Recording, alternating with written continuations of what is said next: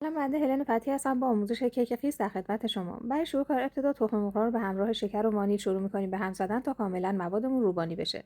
بعد شیر و آب ولرم رو اضافه می‌کنیم و روغن که متاسفانه مرحله روغن رو من فیلم نگرفتم، یعنی فیلم گرفته نشده. همه مواد رو توی ظرف بزرگتر خالی می‌کنیم و مواد خوش رو اضافه می‌کنیم و با همزن شروع می‌کنیم به یک دست کردن و توی قالب 20 که از قبل چربش کردم ریختم و با دمای 175 درجه به مدت 50 دقیقه پخت کردم. بعد از پخت لایه گنبدی روی کیک رو برمی‌دارم، کیک رو برمیگردونم و به این صورت اول خط برش رو روی کیکم میندازم که قراره چند تا برش خورده بشه و بعد با کار دندونه دار شروع میکنم کیک رو تا آخر برش میزنم. اینجا کیکم کاملا سرد هستش، اینو دقت کنید.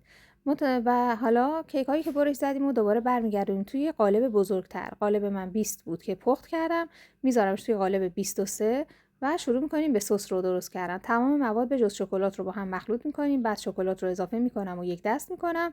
ریز جوش که زد کنار می‌ذارم.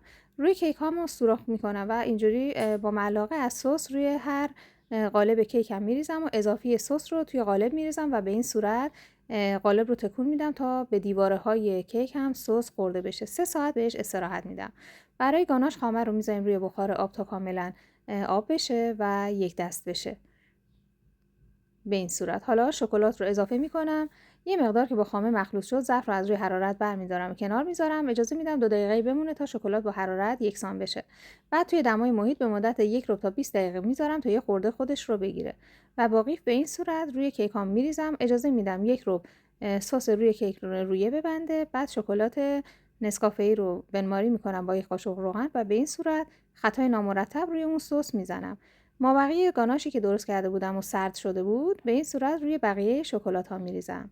این هم کیک فوق العاده خوشمزه، خیس و خوشبافت ما. یه برش هم من از بافت خیسش به شما نشون میدم. ببینید این کیک یه کیک کافی شاپی هستش و فوق العاده بافت خوشمزه، مرطوب و لطیفی داره و یه سفارش خوب برای عزیزانی که سفارش کافی شاپی میگیرن. عزیزان توی درست کردن سس و غلظتش حتما دقت کنید، اجازه بدید تا کاملا از دما بیفته. این هم آماده شده کیک فوق العاده خوشمزه ما. انشالله درست کنید و نوش جان کنید. حتما به کانالم سر بزنید. نوش جان.